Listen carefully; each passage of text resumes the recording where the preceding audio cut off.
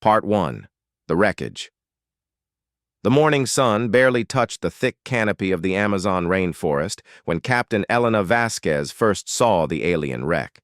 It stretched across the jungle floor like a fallen giant, its dark metal hull scarred and twisted from the crash 50 years ago. Trees had grown around it, vines covered its surface, but nothing could hide what it really was. A hegemony warship. Elena wiped sweat from her forehead and checked her scanner again. The readings were impossible. This wasn't just any ship. According to her equipment, this was the Dominion's Edge, a dreadnought-class vessel that had vanished during Earth's failed rebellion 5 decades ago. "Captain, are you seeing this?" Dr. James Chen's voice crackled through her comm unit. The physicist stood near what looked like the ship's main entrance, his face pale with excitement and fear. "The energy signatures, this thing is still partially active." Elena walked toward him, her boots crunching on fallen leaves and alien debris.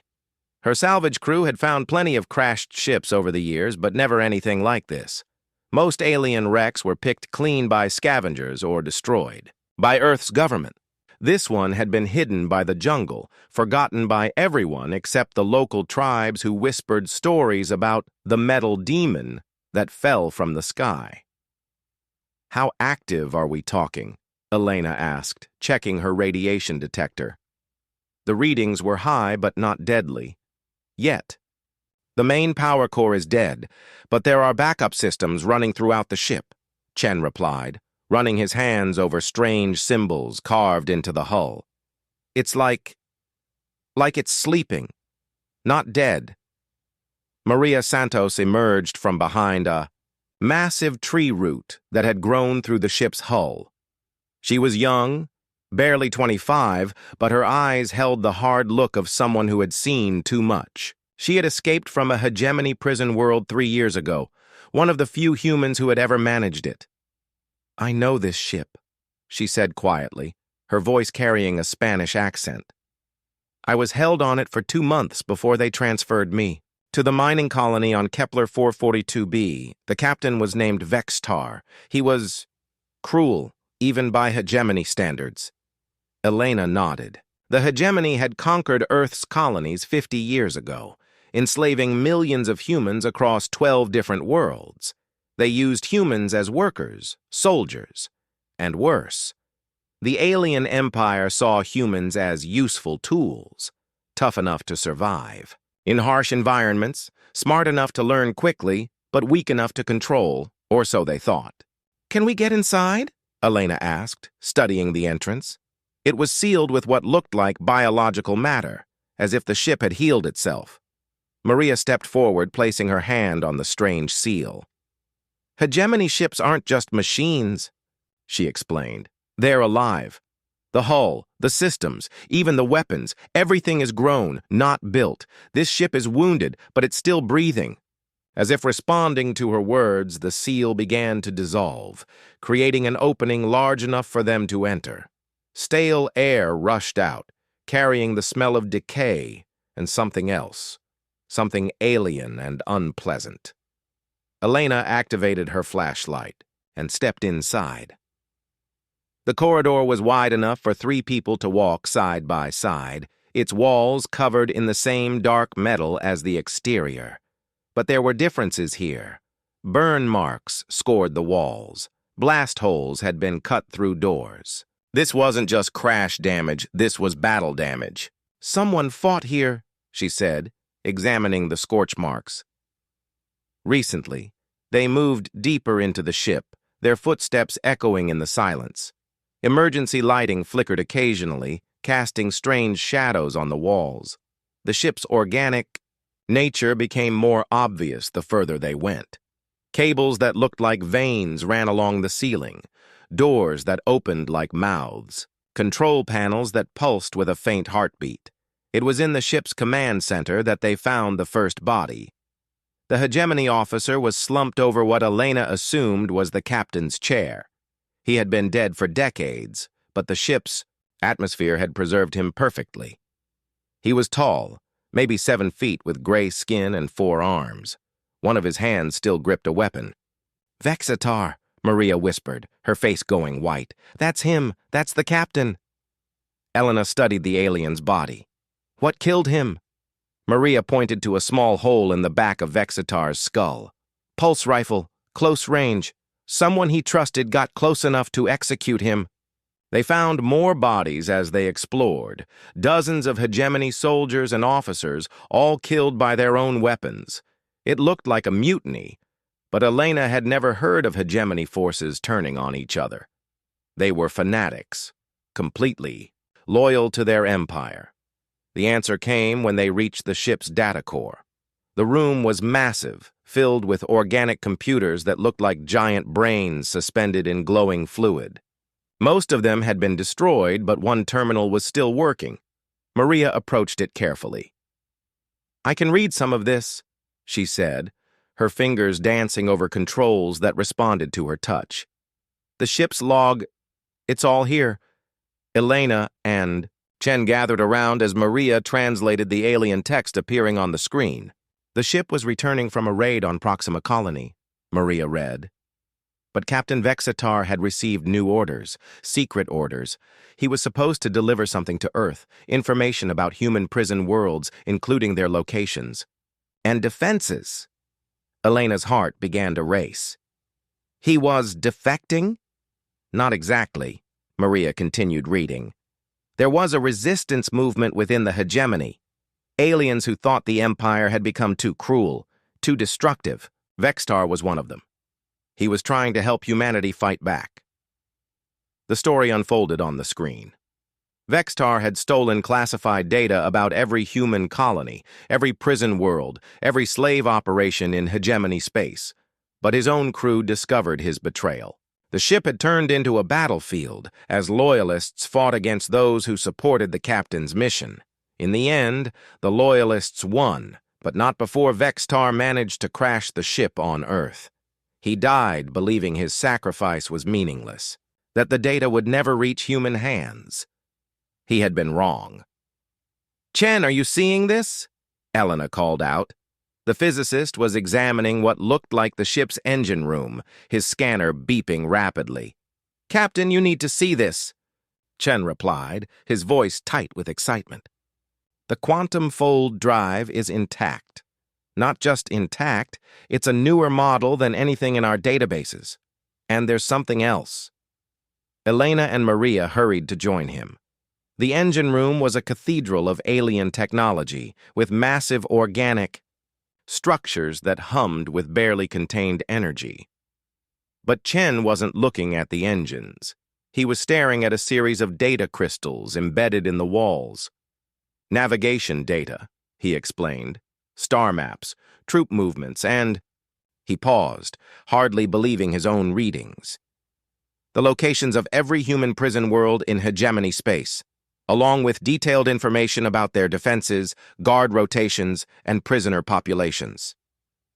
Elena felt the world shift around her. This wasn't just a crashed ship. It was the key to everything. With this data, humanity could finally fight back. They could rescue their people.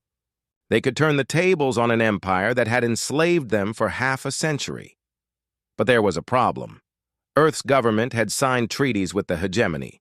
They were officially neutral, forbidden from attacking alien targets.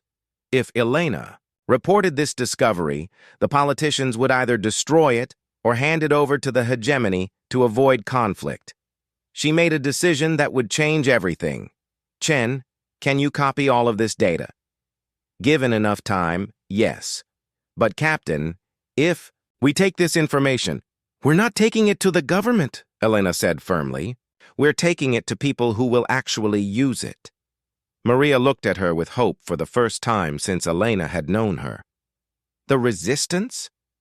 "Every cell, every group, every human who refuses to accept that we're slaves," Elena replied.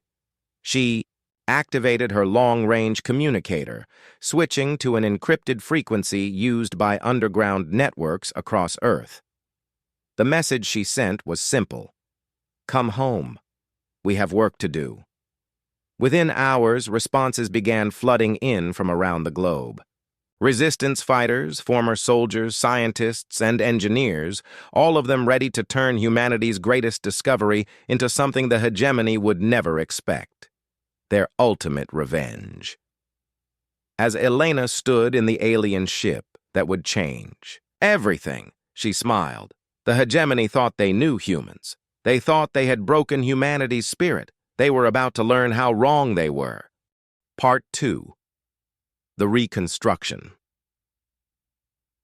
6 months after Elena's message went out across Earth's resistance networks, the Amazon rainforest had transformed into humanity's most ambitious secret project. What once looked like a crashed alien ship now resembled a massive construction site hidden beneath camouflage nets and holographic projectors that made the area appear empty to spy satellites. Elena stood on a newly built observation platform, watching dozens of workers crawl over the Dominion's edge. Like ants on a fallen log, these weren't ordinary workers. They were the best minds humanity had to offer, people who had risked everything to answer her call. Dr. James Chen approached her, wiping grease from his hands with a dirty cloth. Over the past months, the physicist had changed from a cautious academic into something resembling a mad scientist. His hair was wild, his clothes were stained with alien fluids, and his eyes burned with the intensity of someone who had found his life's purpose. "The neural interface trials are ready," he announced. "But Elena, I have to warn you again. We could kill whoever tries this." Elena nodded grimly. They had learned much about hegemony technology over the months, but the most important discovery was also the most dangerous. Hegemony ships weren't operated with buttons and controls like human vessels. They required a direct mental connection between pilot and ship, a neural interface that had killed every human who had attempted it. Until now, they hoped. "Where's Marcus?" Elena asked, looking around for their military coordinator. "Testing the new weapon systems with the engineering team," Chen replied. "He's enthusiastic about the improvements we've made." Marcus Webb was a 50-year-old veteran who had lost his wife and children when the hegemony destroyed the Mars colonies. He had spent the last 20 years fighting a guerrilla war against alien forces, learning their tactics, studying their weaknesses. When Elena's message reached him, he had arrived within days, bringing with him a network of soldiers and weapons specialists. The real surprise, however, had been the number of people who responded to Elena's call. Scientists whose research had been suppressed by Earth's pro-alien government. Engineers who had been forced to work on projects that benefited their oppressors. Doctors who had treated humans broken by alien slavery. Even some government officials who secretly supported the resistance. Most importantly, they had other escaped slaves like Maria Santos. Elena found Maria in the ship's biolab, studying samples of the vessel's living tissue under a microscope. The young woman had become their expert on hegemony biotechnology, her first-hand experience proving invaluable as they tried to understand how the alien ship functioned. "How is our patient today?" Elena asked, gesturing toward the ship around. Then Maria smiled, something she rarely did. "Better. Much better. The new nutrient solutions Chen developed are helping the damaged sections heal faster. But Elena, I've discovered something important about hegemony ships." She led Elena to a display showing the ship's biological systems. "Look at this. The ship isn't just alive, it's intelligent. It has memory, personality, even emotions. The hegemony doesn't build their vessels, they grow them. And each ship develops its own consciousness over time." Elena studied the data, trying to understand the implications. "You're saying the ship can think?" "Not just think, it can choose," Maria explained. "The Dominion's edge remembers everything that happened to it. The cruelty of its captain, the violence of its crew, the pain of the crash. And now, it's experiencing something new." "What?" "Kindness," Maria said simply. "For the first time in its existence, the people working on it aren't causing pain. They're healing it, improving it, treating it as a partner rather than a tool. The ship is responding to that. This revelation changed everything about their approach to rebuilding the vessel. Instead of simply copying alien technology, they began developing hybrid systems that combined human engineering with the ship's biological components. Where hegemony designers had used brute force and intimidation, humans used cooperation and improvement. The breakthrough came during the 4th month of reconstruction. Elena was in the ship's command center, reviewing progress reports, when alarms began sounding throughout the vessel. She ran toward the source of the commotion, the neural interface testing chamber, expecting to find another failed experiment and possibly another dead volunteer. Instead, she found Maria Santos sitting.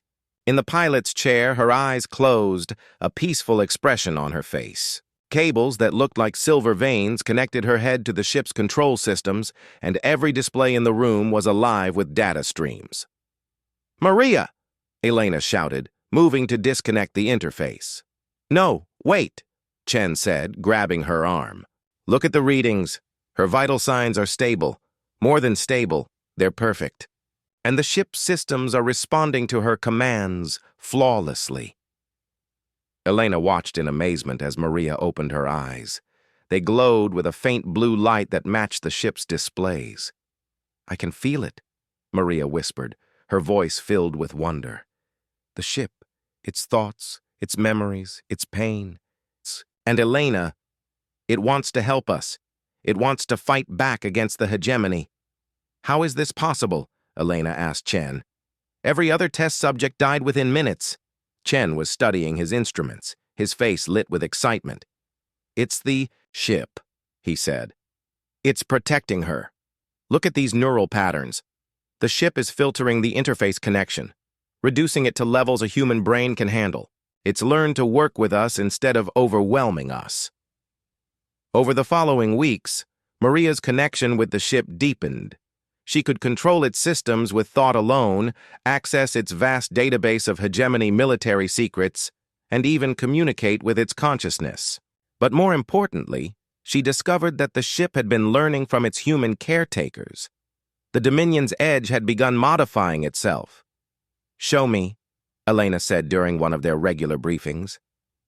Maria placed her hand on a control panel, and the ship's holographic display activated, showing a 3-dimensional model of the vessel. But it no longer looked like the ship they had found 6 months ago.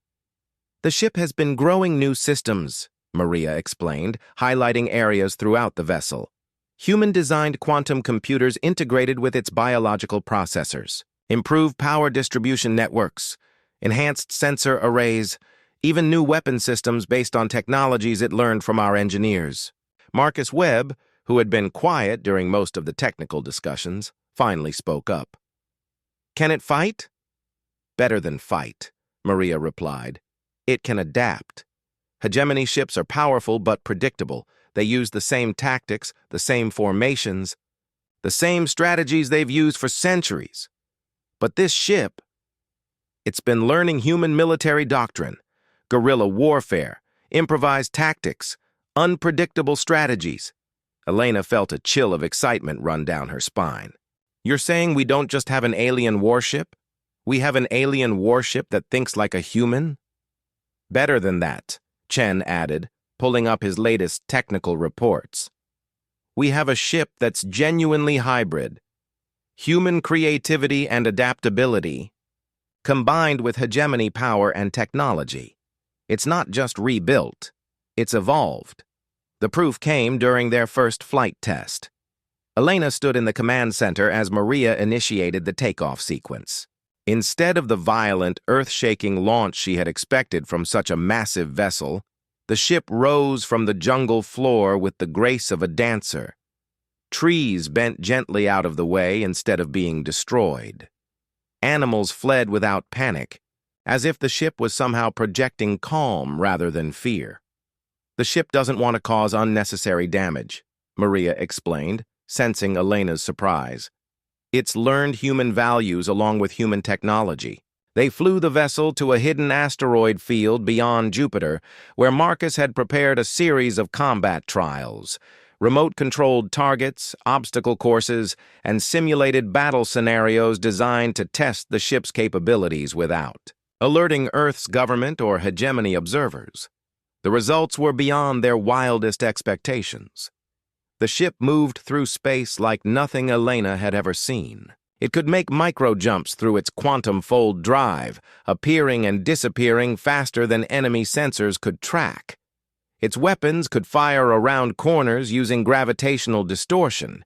Its shields could adapt to different types of attack in real time, but the most impressive feature was its ability to learn during combat. Each test made it smarter, faster, more effective. It wasn't just using human tactics, it was developing new ones. My God, Marcus breathed, watching the ship destroy a series of targets using maneuvers that defied physics. We haven't just rebuilt an alien warship.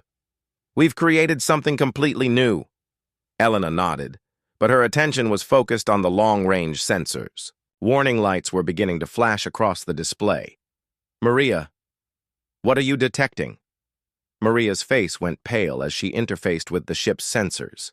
Incoming ships, 3 of them, hegemony cruisers, dropping out of hyperspace near Earth. Chen ran to his station, frantically checking the readings. They must have detected our test flights, the energy signatures from our quantum fold drive. Elena felt her heart sink. They had been discovered. Earth's secret was about to be exposed, and their ship wasn't ready for real combat. The tests had been promising, but 3 hegemony cruisers were more than any single vessel should be able to handle. Part 3, the test. The Retribution, as the crew had renamed their rebuilt ship, raced through space toward Earth at maximum speed. Captain Elena Vasquez stood in the command center, watching the countdown timer that showed 3 hours and 47 minutes until the hegemony patrol reached her home planet. 3 enemy cruisers against 1 untested hybrid vessel. The odds were terrible. But Elena had learned something important over the past 6 months. Humans did their best work when the odds were against them. Maria, what's our tactical situation? Elena asked. Maria Santos remained connected to the ship through her neural interface, her eyes glowing with the same blue light as the displays around them. The hegemony ships are moving in standard formation, she reported. They're not expecting resistance. Their shields are at normal levels. Weapons powered down. They think this is just a routine investigation. Dr. James Chen looked up from his engineering station, his face tight with worry. Captain, our systems are still experimental. We've never tested the quantum fold drive under combat conditions. The neural interface could fail. The hybrid weapons might overload. Elena nodded. Chen was right to be concerned. Everything about their ship was untested, unproven, dangerous to use. But that was exactly what made it perfect for fighting the hegemony. Marcus, what's the status of Earth's defenses? Elena asked their military coordinator. Marcus Webb was coordinating with resistance cells across the globe through encrypted communications. Our hidden weapon platforms are online, he reported. 23 orbital stations disguised as civilian structures. The government doesn't know they exist, but they're armed with salvaged hegemony weapons and human improvements. Elena smiled, grimly. For 50 years, humanity had been preparing for this moment, even if they didn't know it. Every piece of alien technology they had studied, every weapon they had reverse-engineered, every defensive system they had secretly built, it had all been leading to this confrontation. Captain, Maria said urgently, the lead hegemony cruiser is hailing us. They've detected our energy signature. Put them through. The main display flickered, showing the bridge of a hegemony warship. The alien commander was tall and thin, with gray skin and 4 arms. He wore the black uniform of a hegemony patrol captain, and his yellow eyes showed no emotion as he stared at Elena. Human vessel, the alien said in accented English. You are operating hegemony technology without authorization. Power down your systems and prepare to be boarded. Elena stepped forward, making sure the alien could see her clearly. "This is Captain Elena Vasquez of the human ship Retribution. I have a message for your empire." The alien commander's expression didn't change, but Elena could see confusion in his eyes. Humans weren't supposed to have ships like this. They weren't supposed to be able to operate hegemony technology. They certainly weren't supposed to be challenging patrol cruisers. "You have 10 seconds to comply," the commander said. "After that, we will disable your vessel and take you prisoner." Elena looked around at her crew. Chen at his engineering station, Marcus coordinating defenses, Maria linked with their ship's consciousness. These people had given up everything to be here. They had sacrificed safety, comfort, and normal lives to fight for humanity's freedom. "Counteroffer," Elena said, turning back to the alien commander. "You have 10 seconds to turn around and leave our system. After that, we'll show you why enslaving humans was the biggest mistake your empire ever made." The alien's eyes widened in shock, then narrowed in anger. "Impossible! You cannot threaten us. You are prey species." "Were," Elena corrected. "We were prey. Now we're predators." She cut the transmission and turned to her crew. "Battle stations. Let's show them what humans can do with their own toys." The 3 hegemony cruisers began moving into attack formation, their energy shields glowing brighter as they powered up their weapon systems. Each ship was twice the size of the Retribution, armed with enough firepower to level a city. In any normal battle, Elena's ship would be destroyed within minutes. But this wasn't a normal battle. "Maria, take us into the asteroid field near Jupiter," Elena ordered. "Let's use some cover." "They're following us," Marcus reported, watching the enemy ships on his tactical display. "All 3 cruisers are moving to intercept." Elena smiled. The hegemony always did the predictable thing. They had overwhelming force, so they used it. They had superior numbers, so they attacked directly. For centuries, this approach had worked against every species they encountered. They had never fought humans before. "Chen, how are our experimental systems holding up?" "All green," the physicist replied, monitoring dozens of displays showing the ship's hybrid technology. "The quantum fold drive is stable. Weapons are charged. The ship's biological systems are actually excited. I think it wants to fight." "It does," Maria confirmed, her voice carrying an odd harmonic as she spoke through her neural link. "The ship remembers being used for cruelty and oppression. It wants to be something better. It wants to protect instead of destroy." The first hegemony cruiser opened fire as soon as the Retribution entered the asteroid field. Massive energy beams lanced out, striking the rocks where Elena's ship had been moments before.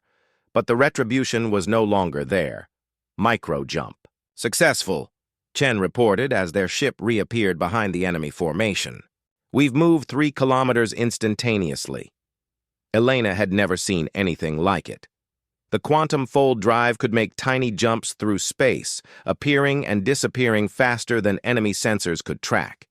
It was impossible according to traditional physics, but the ship's hybrid systems made it work. "Fire on the trailing cruiser," Elena ordered. The Retribution's weapons were unlike anything in either human or hegemony arsenals. They combined alien energy technology with human innovation, creating beams that could bend around obstacles, track moving targets, and adjust their power in real time. The attack struck the hegemony cruiser's rear shields, draining them by 30% in a single volley. Warning alarms began sounding throughout the enemy ship as its crew struggled to understand what had just happened. "How did we penetrate their shield so easily?"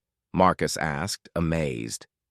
"The ship analyzed their shield frequency during our conversation with their commander," Maria explained. "It calculated the exact energy wavelength needed to disrupt their defenses. Human tactical thinking combined with alien computational power." The second enemy cruiser turned to engage the Retribution, but Elena's ship had already disappeared again, micro-jumping to a new position among the asteroids.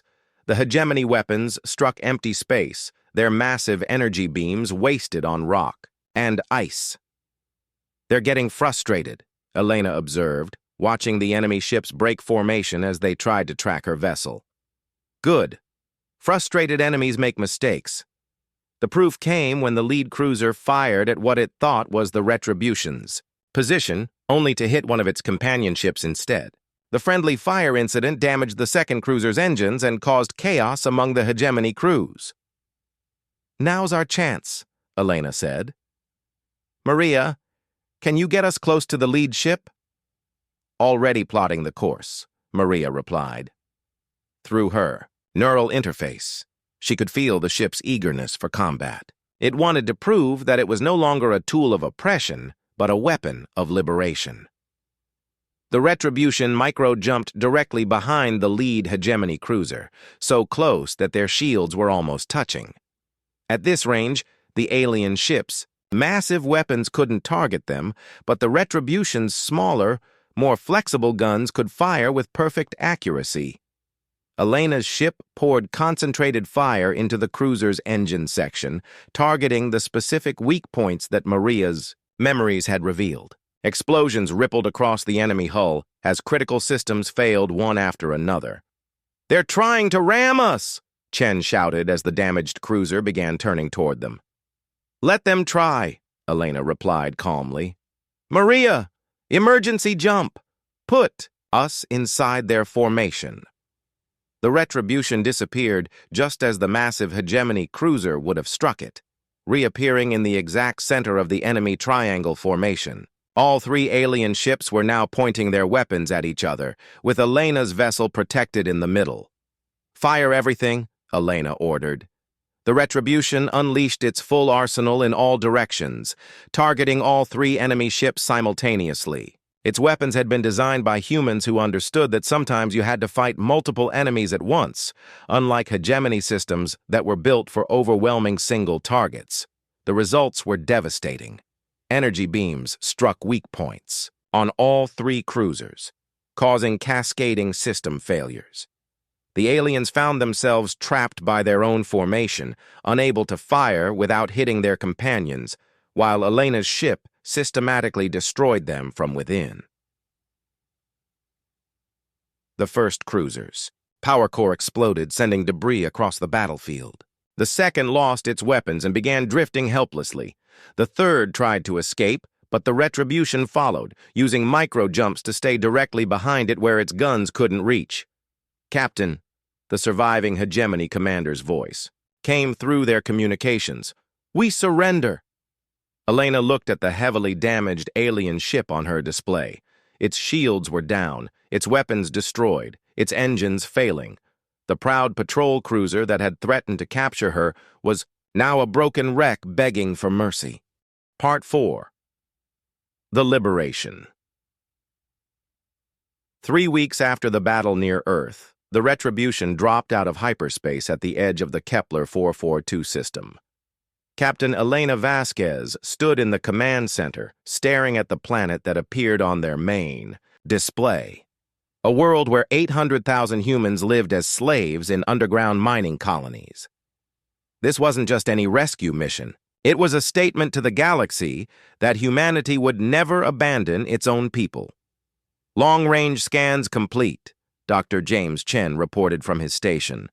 12 orbital defense platforms, 4 patrol ships, ground-based shield generators protecting the main mining facilities. "It's heavily defended." Elena nodded. The hegemony had learned from their encounter at Earth. Word had spread through their empire that humans had somehow acquired advanced technology. They were taking no chances with their most valuable slave colonies. "Maria, what can you tell us about the planet's defenses?" Elena asked. Maria Santos remained connected to the ship through her neural interface. Her consciousness merged with the vessel's vast database of hegemony military knowledge. "I know this place," she said quietly. "I was imprisoned here for 2 years before my escape. The main mining complex is 15 kilometers underground, protected by energy shields and automated defense systems." She paused, accessing deeper memories through her link with the ship. "But there's something else. The hegemony doesn't just use humans for mining here. They're conducting experiments, genetic modifications. They're trying to create better slaves, humans who can survive in even harsher environments. Elena felt her anger growing. It wasn't enough for the hegemony to enslave humanity. They wanted to change what humans were, to breed them like animals for specific purposes. "How many guard ships patrol the system?" Marcus Webb asked from his tactical station. "Usually 6, Maria replied. "But 2 were destroyed when they tried to investigate the energy signatures from our last battle. The hegemony is getting nervous about losing ships to an unknown enemy." Elena smiled grimly. "Good. Nervous enemies made more mistakes." "Captain," Chen interrupted, "I'm detecting something unusual. There are energy readings from the planet that don't match standard hegemony technology. The power signatures are familiar." "Familiar how?" Chen's face lit up with excitement. "Human technology. Improvised power systems, jury-rigged weapons. Captain, I think the prisoners have been building something." Elena felt a surge of pride. Even after years of slavery, even under the worst conditions imaginable, humans were still finding ways to fight back. They were still refusing to give up. "Open a communication channel to the planet," Elena ordered. "Let's see if we can contact our people." Maria placed her hand on the communication controls, using her neural link to boost their signal strength and penetrate the planet's defensive jammers. After several minutes of searching, she found what they were looking for: a hidden frequency being used by the human prisoners. "This is Captain Elena Vasquez of the human ship Retribution," Elena broadcast. "Can anyone hear me?" Static filled the channel for several seconds. Then a voice responded, rough and tired but unmistakably human. "This is Dr. Sarah Mitchell, senior prisoner at Mining Complex 7. Did you say human ship? That's impossible. Humans don't have ships." "We do now," Elena replied, "and we're here to take you home." The silence that followed lasted almost a minute. Elena could imagine the shock, the disbelief, the hope that the prisoners must be feeling. "How many of you are there?" Dr. Mitchell finally asked. "Just 1 ship," Elena admitted. "But it's enough. Dr. Mitchell, we need you to coordinate with the other complexes. We're going to extract every human on this planet." "Every human?" The voice was filled with amazement. "There are 800,000 of us spread across dozens of facilities. The logistics alone—" "Leave the logistics to us," Elena interrupted. "We've been planning this for months. Just tell your people to be ready." Over the next several hours, the Retribution coordinated with resistance leaders in mining complexes across the planet. Elena learned that the human prisoners had indeed been preparing for this moment, even without knowing help was coming. They had built hidden communication networks, stockpiled improvised weapons, and identified weak points in the hegemony's security systems. Most importantly, they had maintained hope. "Captain," Marcus reported, "the orbital defense platforms are powering up. They've detected our presence." Elena nodded. It was time to begin the liberation. "Chen, how are our stealth systems?" "The ship's biological components are suppressing our energy signature," Chen replied. "We should be invisible to their sensors for another 30 minutes. Maybe 40 if we're lucky." "That's all we need. Maria, take us in." The Retribution descended toward the planet using a trajectory that kept them hidden behind one of the system's moons. The ship's hybrid systems allowed it to mask its approach, appearing to the hegemony sensors as nothing more than space debris. As they entered the planet's atmosphere, Elena got her first clear view of what the hegemony had done to Kepler 442b. The surface was scarred with massive mining operations that stretched across entire continents. The atmosphere was filled with toxic clouds from unfiltered industrial processes. What had once been a beautiful world was now a polluted wasteland designed for maximum resource extraction. "Beginning Phase 1, Elena announced to her crew. The Retribution used its micro-jump capability to appear directly above Mining Complex 7, the largest facility on the planet. Instead of attacking immediately, the ship extended energy tendrils from its biological systems, interfacing directly with the complex's computer networks. I'm in their system, Maria reported, her consciousness flowing through the facility's electronic infrastructure. Disabling security protocols, opening prisoner containment fields, shutting down automated defense systems. Throughout the complex, alarms began sounding as 8,000 human prisoners found themselves suddenly free for the first time in years. But instead of panicking, they moved with the coordination of people who had been planning for this moment. Dr. Sarah Mitchell's voice came through their communication system. Prisoner teams are securing the facility. We've taken control of the mine's transport systems and life support. Ready for extraction. Negative, Elena replied. We're not extracting you. You're going to help us liberate the other complexes. The plan was audacious even by human standards.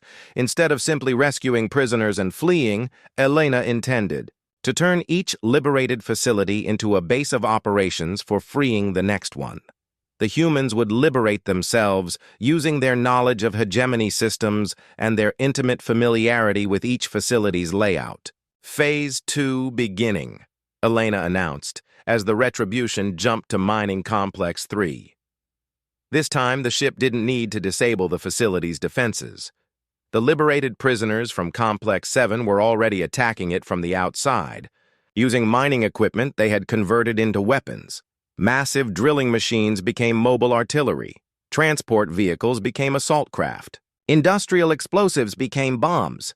The hegemony guards, trained to control unarmed slaves, found themselves facing a coordinated military assault by people who knew their facilities better than they did. Complex 3 is secure, Dr. Mitchell reported 40 minutes later. 16,000 prisoners liberated. They're already moving to assist with Complex 5. Elena watched from orbit as a chain reaction of liberation spread across the planet. Each freed facility provided more fighters, more equipment, and more knowledge for attacking the next target. The hegemony forces, designed to suppress individual rebellion, were completely unprepared for a planet-wide coordinated uprising. But the aliens weren't giving up without a fight. Captain, Marcus warned. The orbital defense platforms are targeting the liberated complexes. They're preparing to fire on their own facilities. Elena felt a chill of horror. The hegemony was willing to kill their own prisoners rather than let them escape. Maria, can we stop them? Not all of them, Maria replied, her consciousness stretched across multiple systems simultaneously. But I can redirect some of their targeting systems, make them fire on each other instead of the planet. Elena watched as several orbital platforms suddenly turned their weapons on their companion stations. Explosions bloomed in space as the hegemony's own defenses destroyed each other. But 3 platforms remained operational, their massive cannons aimed at the planet's surface. Take us up, Elena ordered. We're going to stop them the old-fashioned way. The Retribution burst from the planet's atmosphere, its weapons already charging for combat. The orbital platforms were massive structures, each one large enough to house a small city, but they had been designed to bombard ground targets, not fight agile starships. Elena's vessel danced between their attacks, using micro-jumps to avoid. Their heavy weapons while striking at critical systems with surgical precision. One by one, the platforms went dark, their threat to the prisoners below eliminated. Captain, Chen reported, I'm detecting hyperspace signatures. Hegemony reinforcements are arriving. 6 cruisers dropped out of hyperspace at the edge of the system, moving to intercept the Retribution. Elena smiled as she recognized their formation. It was the same predictable approach that had failed so badly at Earth. Let them come, she said. Maria, open a channel to all human facilities on the planet. Channel open. Part 5. The Reckoning.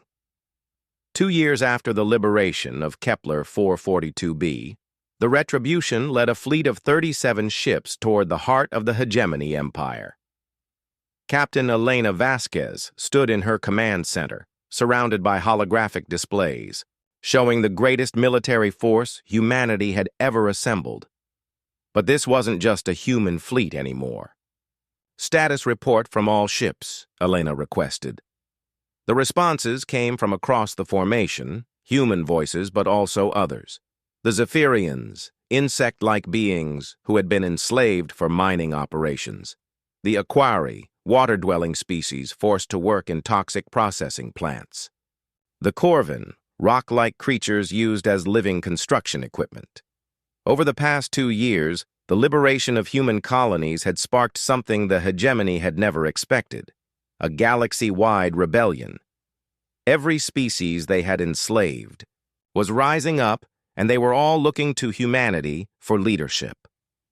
"All ships report ready," Marcus Webb announced from his expanded tactical station. The grizzled veteran now coordinated not just human forces, but a coalition of dozens of different species, each contributing their unique abilities to the cause. Elena turned to Maria Santos, who remained connected to the Retribution through her neural interface. Over the years, Maria's bond with the ship had deepened until it was sometimes difficult to tell where the human ended and the vessel began. "How's our patient feeling about today?" Elena asked. Maria smiled, her eyes glowing with the ship's blue light. "Excited. The ship remembers its creation, remembers being forced to serve evil masters. Today, it finally gets to tear down the empire that built it." Elena nodded. The Retribution had evolved far beyond its original design. It was no longer just an alien warship operated by humans. It was something entirely new, a fusion of human determination and alien technology, powered by the will to protect rather than destroy. Their target was Nexus Prime, the hegemony's capital world and the seat of their galactic empire. It was defended by the largest military force in known space, over 200 warships, orbital battle stations, and planetary defense systems that could destroy entire fleets. The coalition fleet was outnumbered 6-1. "Dr. Chen, are all our special systems ready?" Elena asked. James Chen looked up from his engineering station, his hair now completely gray from years of stress and innovation. "The quantum communication network is online across all ships. The micro-jump coordinators are synchronized, and the surprise we've been building—" He grinned. "Well, the hegemony has never seen anything like it.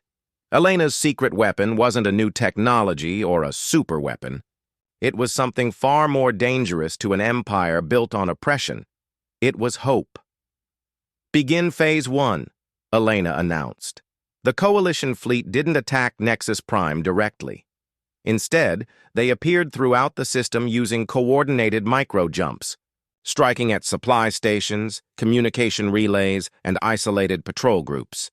Each attack was precisely timed to create maximum confusion while minimizing casualties, because Elena had learned something important during their campaigns. The hegemony's strength came from fear, not loyalty. Most of their soldiers were conscripts from conquered worlds, forced to fight for an empire they hated. If you gave them a chance to surrender, many of them would take it. "Broadcasting on all frequencies," Maria announced, her consciousness flowing through the system's communication networks. Elena's voice echoed across Nexus Prime and its defensive fleet. "This is Captain Elena Vasquez, speaking for the Coalition of Free Worlds. We're not here to conquer or destroy. We're here to liberate. Any ship that stands down will be allowed to leave safely. Any crew member who surrenders will be treated with dignity and respect." The response was immediate and shocking. 3 hegemony patrol ships powered down their weapons and requested permission to join the Coalition fleet. Their crews were exhausted from fighting endless rebellions, tired of enforcing slavery, ready to fight for something better, but the hegemony's core forces weren't ready to surrender.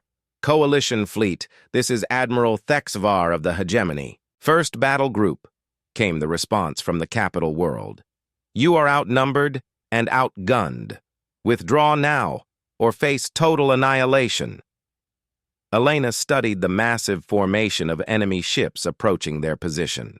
Each vessel was larger and more powerful than anything in her fleet, armed with weapons that could crack planets and shields that could deflect entire battle groups. "All ships implement formation chaos," Elena ordered. This was the coalition's greatest innovation, a battle strategy that no traditional military force could understand or counter. Instead of fighting as a unified fleet, each ship operated independently, using their species' unique abilities and unpredictable human tactics.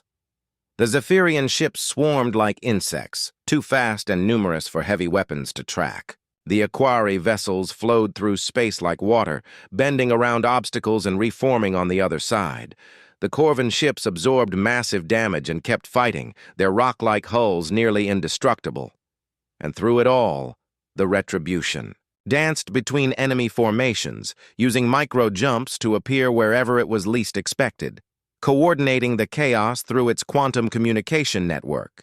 "Admiral Thexvar," Elena broadcast during the height of the battle, "your empire is based on a lie. You tell your people that some species are born to rule and others are born to serve. But look around you.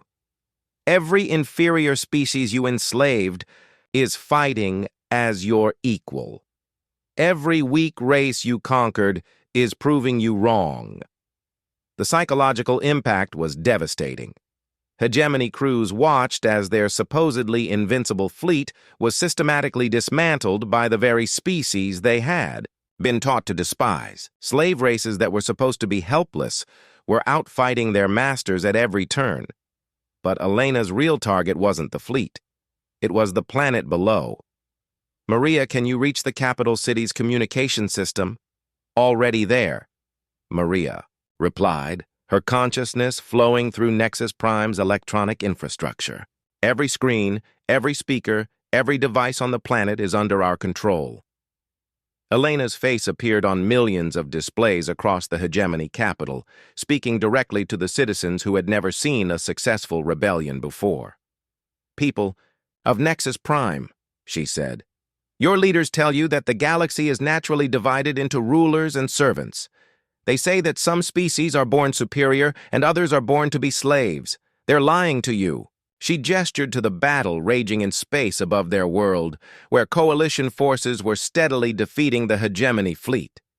Every ship fighting for freedom up there was built by species your empire calls inferior. Every pilot proving their courage was born on a world your leaders call worthless. Every victory we achieve proves that your empire's entire philosophy is wrong.